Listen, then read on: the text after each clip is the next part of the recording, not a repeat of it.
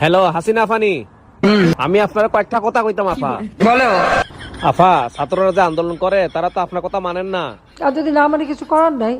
তারা যে কর মুক্তিযোদ্ধার সন্তান পর্যন্ত ঠিক আছে, চাকরি দেওয়া যায়, নাতি পর্যন্ত তো ঠিক না আফা।